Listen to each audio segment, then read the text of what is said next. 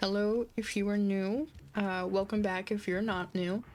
This is going to kind of be a where I've been story, since I haven't been streaming for, I think, a year or a year and a half. I have some notes on the side. This is not all going to be concise, because these notes are also very sporadic and long. So I do apologize for the length, but this is kind of where I've been. I was originally in Iowa, and now I am over in Maine. So that is quite a long distance, and we will definitely get there at the end of the story. Originally, I was with a man we're gonna call Gerald. Gerald was like 8 months older than me. Not a great dude, abusive, narcissistic, all the fun stuff. When we were together, he ended up racking up $2,600 of credit card debt in my name. That is credit card debt in general. And then also a loan that I had gotten out to consolidate my original credit card debt. That didn't matter because he racked up the other debt in my name. He also threatened me in January of 2024, saying that if I did not drop out of college, he was going to quit his full-time job at the time, which was where I worked. I had got him that job, and he was going to quit in order to make me quit college so that my income was the only income we were going to have for the house. He was a trust fund kid, so he was essentially saying, hey, I'm gonna quit my job and then I'm gonna use the money that my trust fund is giving me for bills for the house, which I set up, by the way, for myself and not for bills, so that you have to deal with that. And my income was not enough for our house, or our apartment at the time, so I had to drop out, and it was after the dropout point for getting financial aid back and such. So that was another $1,650 there that was put into collections in August of 2024 and is still in collections because of it. The reason we had broke up, there were multiple reasons. I will admit I was not a good partner in this relationship. I had a lot of, and I still do actually, attachment issues, abandonment issues, etc. And he had gone back and forth so much just in general for the relationship of, oh, I love you, I fucking hate you, you're such a bitch, you know, classic narcissist pull push bullshit. And I ended up begging him to stay with me every time he tried to dump me. Not my proudest point in life, but I have learned from that. The very end of July of 2024 into the first week of August of 2024, it was that split week at the very end. He ended up assaulting me over me wanting privacy. So I had closed the bedroom door where my setup was to be able to talk to some friends in private, because he had an issue with getting in my business constantly and just thinking that I'm doing all sorts of heinous shit when I'm not.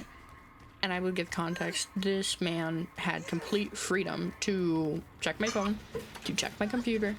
I have never once said, no, you're not going to check my shit to a partner. I understand some people need the reassurance of checking a device, and that's totally okay, because I have nothing to hide. So he knew from the very beginning that he had every right to check my phone. Or not every right, but every, permission from me to check my phone if he needed to. You know, if he was like, I need some reassurance that nothing's going on. So he threatened to take the door off the hinges. I told him no. I stood in front of the hinges while he tried to take them off. And then he pushed me into the room, swung me around the room, and slipped on the carpet because he was wearing socks, and fell onto the bed. And I basically bear hugged him, my chest to his back, saying, dude, calm the fuck down. Because what the fuck? He shouted for his friend that was living with us at the time.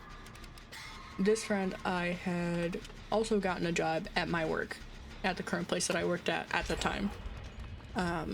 My ex had been fired in March of 24, and it was now August of 24, basically. So this friend had been working for a couple of months at my workplace, and they left the apartment. I called up a family member, and I was like, hey, I need a place to fucking stay for the night. And they were like, yeah, get the fuck up here. What the hell? So I drive up there for the night. I text my boss, hey, I'm out of town for the night. I'll be back for the shift. Don't worry about it. You know, this is what's going on. And my boss was a super cool dude at the time. Still love him. He's a good guy. And when I got back, it was a couple of days later, but my ex and I ended up fighting over something pretty trivial in my opinion, because I can't even remember it. I don't remember what we were fighting about, but he ended up storming out of the house. And what he loved to do was storm out of the house to end the conversation, and then continuously try and restart the conversation through text messages. And beforehand, there was a couple of times where I had given in, or I had stalled for a while and then gave in. And this time I was just like, I'm not doing it. So he ended up texting me, and I told him, if you want to have a conversation, come back to the house and we can have a conversation.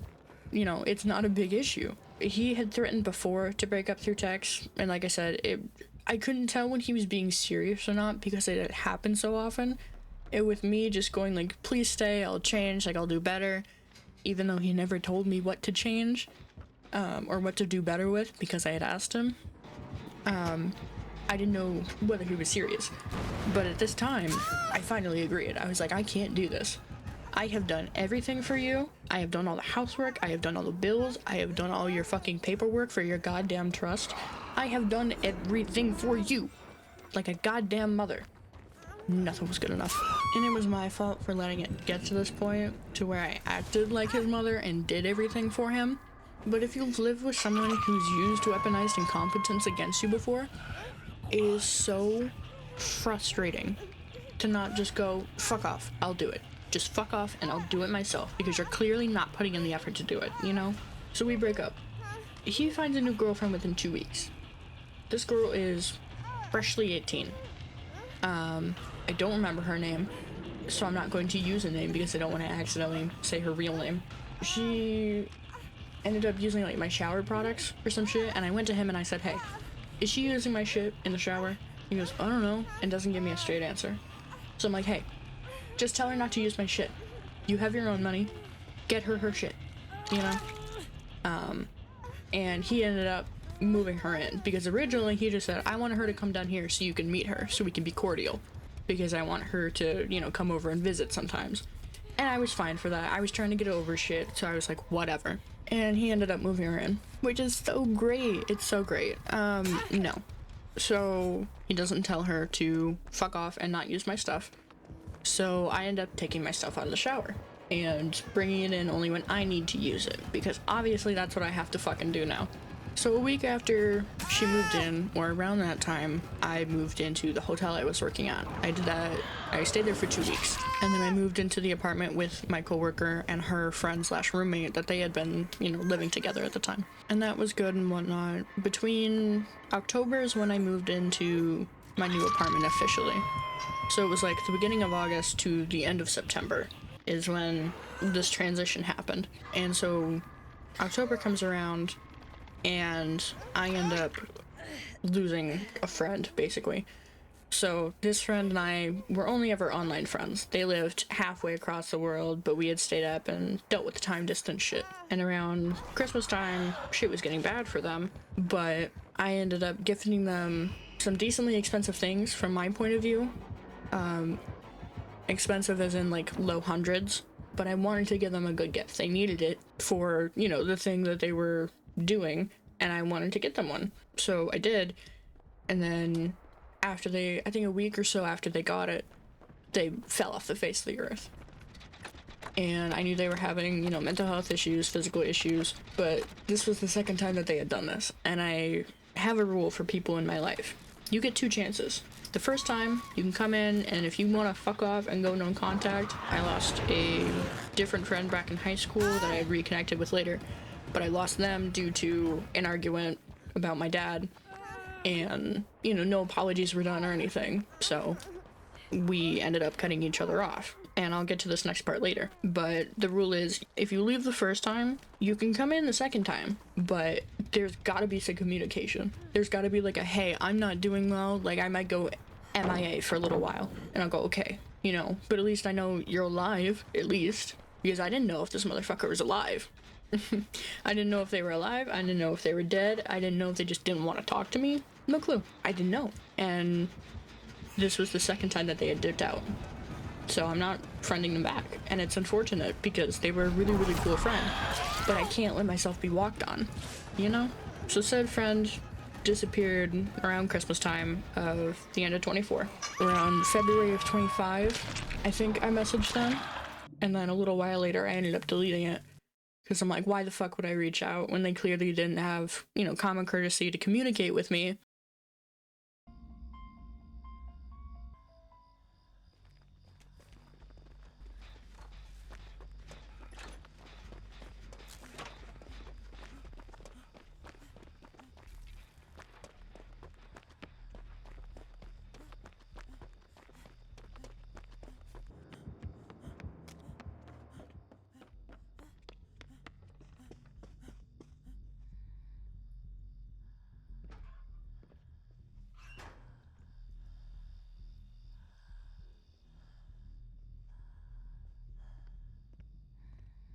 Because that sucks and that hurts. And I was going through a really rough time with my breakup, and I know that they were going through a really rough time. But if I was going to, like, you know, go MIA for a little while, I'd be like, hey, I'm going to tell my people I'm going MIA for a little while to do like a mental recharge or whatever and take a break from phones or technology or whatnot. So I can see both sides, and it's really, really hard for me to understand this person. And it hurts because it was right after I had given them a gift.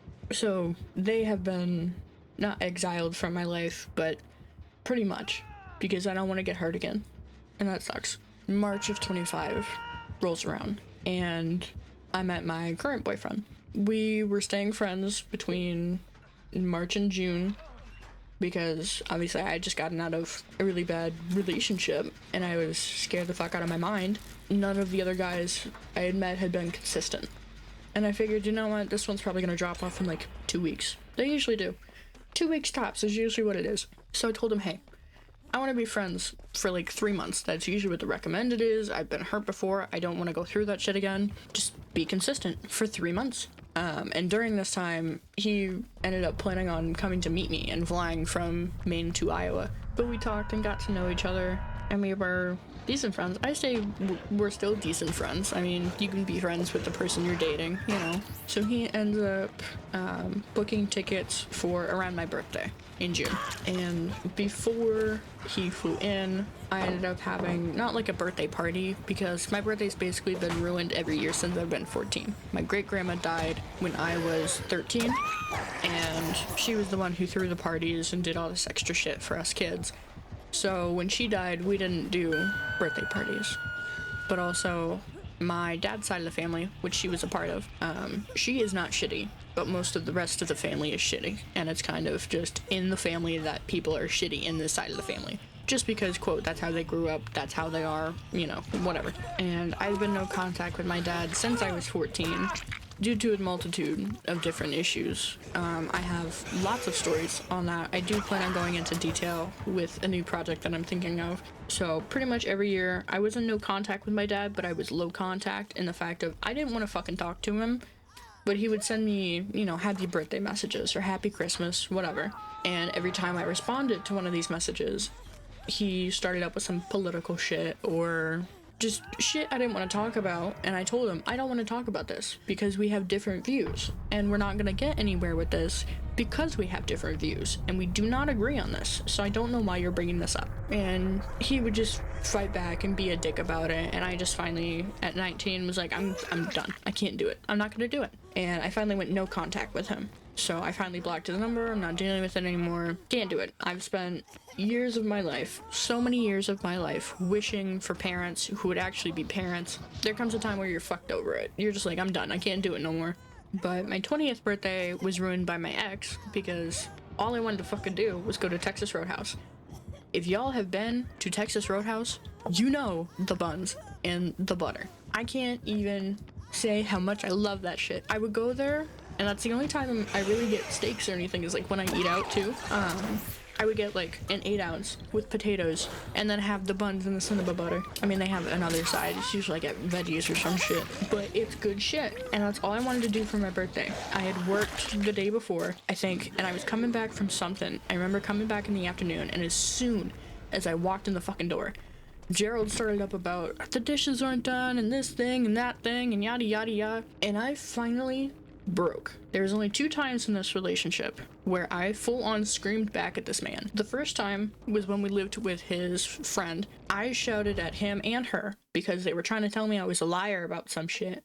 And if you know me and you know me personally, I don't like being called a fucking liar. So I yelled at them for that, immediately felt bad, broke down in the bathroom because I was trying to get ready for work, and then went to work, dealt with all that shit.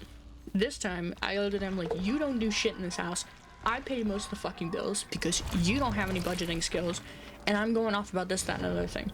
His friend is in the room with us. I don't like yelling in general, but I especially don't like yelling in front of people that don't deserve to be yelled in front of or at. And so his friend is standing there, and I'm yelling at my ex, you know, back and forth, my boyfriend at the time, but my ex now, and just being like, fuck off. Like, all I wanted to do was go to goddamn Texas Roadhouse, and you're ruining my fucking birthday. It's been ruined every goddamn year, and I promise this has context. Now, if you've had as many fucked up birthdays as I have, 6 years of birthdays that are fucked up and fucked over because of family or some other random bullshit, you'll know that you're just like, hey, you know, people are like, hey, what do you want to do for your birthday? And you just go, I want something small.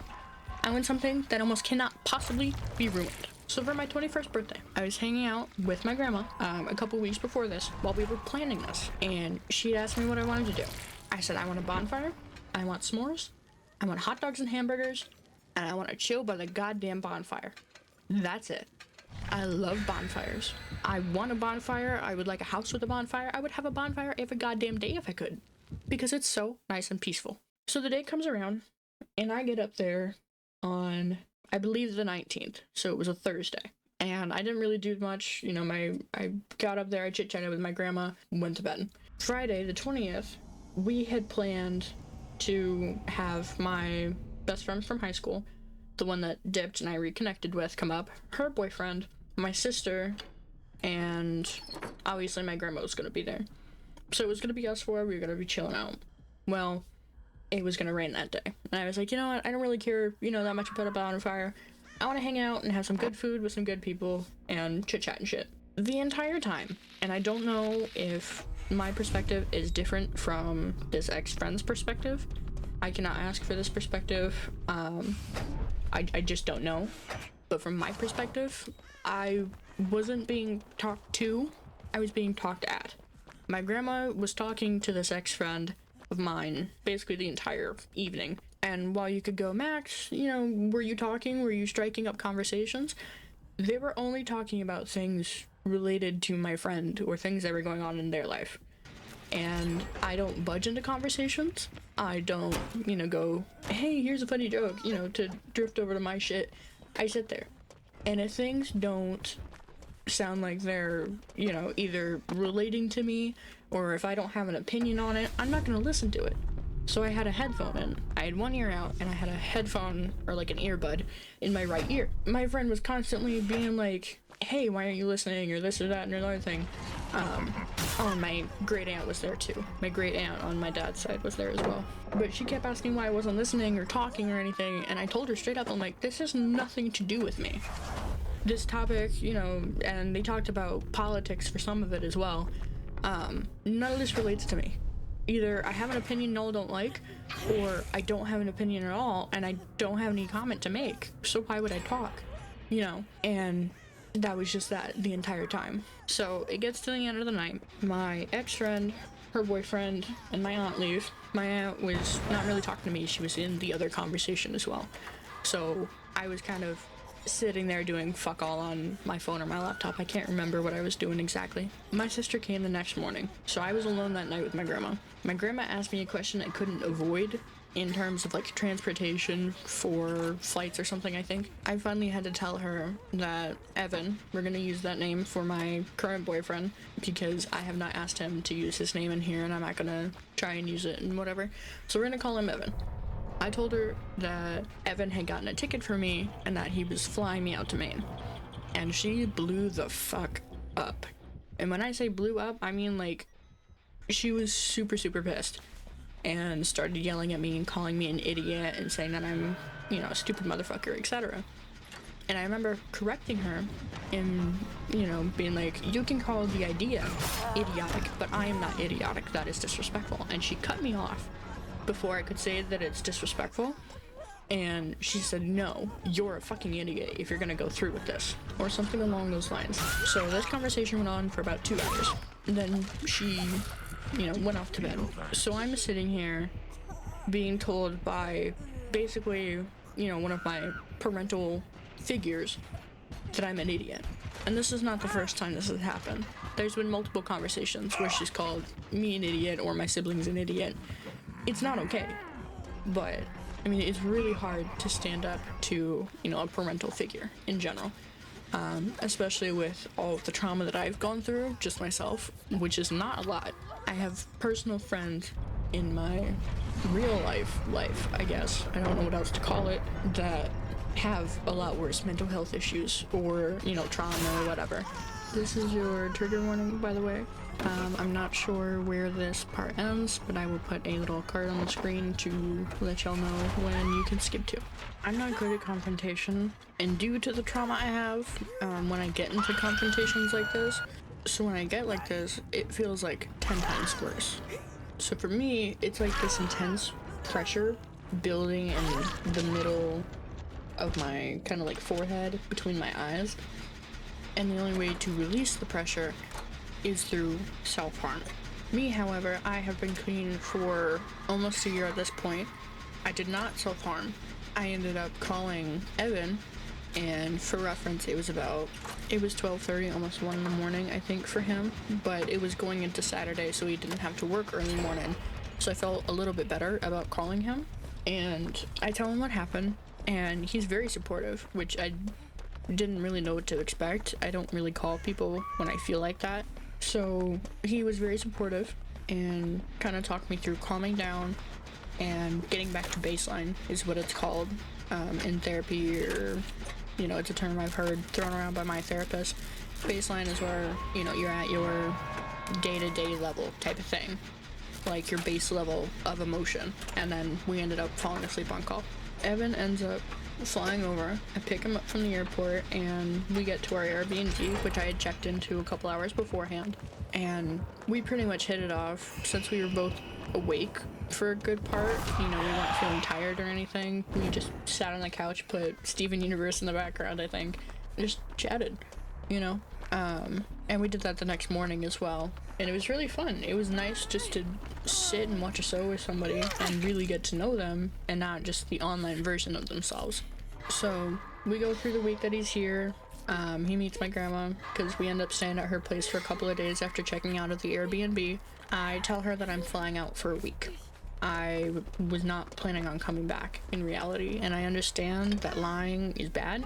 It's terrifying, because I also lied to my roommate at the time, and I didn't even tell them that I was, you know, leaving the state. I was just like, yeah, I'm going up for a week and I'll be back. And they were kind of upset that I lied to them as well, but they understood because I have a really, really hard time with confrontation. And my brain just immediately thinks of everything that's going to go wrong. We end up flying out, and our layover is in Chicago. By the time we get to Chicago, I check my phone, and my best friend at the time, but ex-friend now, texted me and was like, "What the fuck, Max?" And I just responded with a smile, because I was fucking scared. And they were like, "What the fuck are you doing? You know, where are you going?" I'm like, "I'm going out to Maine." And they were just super pissed off. And I ended up texting an apology / reason I did it message, because I had mentioned it before, and I explained it to her and my sister, and she was just full on not on board for whatever her reasons were. I didn't really get a reason from her, but my sister listened and understood why I was going out there. So I ended up texting my friend, because she knew, you know, the financial difficulties I was going through and whatnot, and I was like, what do I do? Because at this point I was making $14 an hour. I couldn't keep up with my monthly payments for all of my debts. I was starting to not being able to buy food. And that part was scary, because if I don't have food, I'm a bigger person. And if I don't have food, I can't balance my blood sugar. And I know when it gets low, and if I don't have something to balance it, it's not good. I'm not pre-diabetic, technically. My family is pre-diabetic. We have diabetes in the family. So when I get lightheaded and I'm like, oh yeah, I haven't eaten, you know, I can recognize the signs of that. She basically told me, "Told you a million times," and, you know, that I'm selfish and I only think of myself. She unfriended me. I blocked her because of my 2 chance rule. that ends up happening while I'm literally sitting in front of my boyfriend and we're just chilling in his room and I start crying and he ends up comforting me about it. I'm just like, what the fuck? Because the whole plan she had mentioned in the message was that we grew up and that I was around, you know, living around her area to watch her kids whenever she had kids. She does not have kids, but that was the original quote plan, at least as far as I was aware. And I had always been on board with that. Within the last couple of months, I had felt this really growing apart. And then I realized I don't really want to get dragged around by somebody my entire life. I want to do my own shit, which is another reason I ended up moving to Maine, because my grandma always had stories about really terrifying shit that happened to her and around her, and it scared me away from doing a lot of things I wanted to do when I was a kid. So I ended up losing her. My sister and I are still on great terms. We call at least like 3 or 4 times a week, I think, kind of whenever she calls me, because I never know when she's free, and I'm pretty much always free at the moment. I've never flown in a plane, so that was a new experience. It was kind of scary, but I left my stomach empty just in case I was gonna end up hurling on the plane. But I had some McDonald's at the Chicago airport, and I was good from there. My stomach did somersaults whenever we had a little bit of turbulence, but I wasn't too worried. It's been 2.5 months since moving. I still do not have a job, so yeah. I'm hoping to get back into content creation. I'm not sure what the fuck I'm gonna be putting out. I do have a project planned. It's not fully fleshed out, but I'm hoping to flesh that out within the next couple of days and record those so I can have some backlogs so I can post them. But yeah, I'm not gonna say I hope you enjoyed this video because it's got a decent amount of weird shit and trauma in it, but I hope you have a good day, night, afternoon, evening, dawn, dusk, whatever the fuck you want to call it, and I'll see you later. Peace.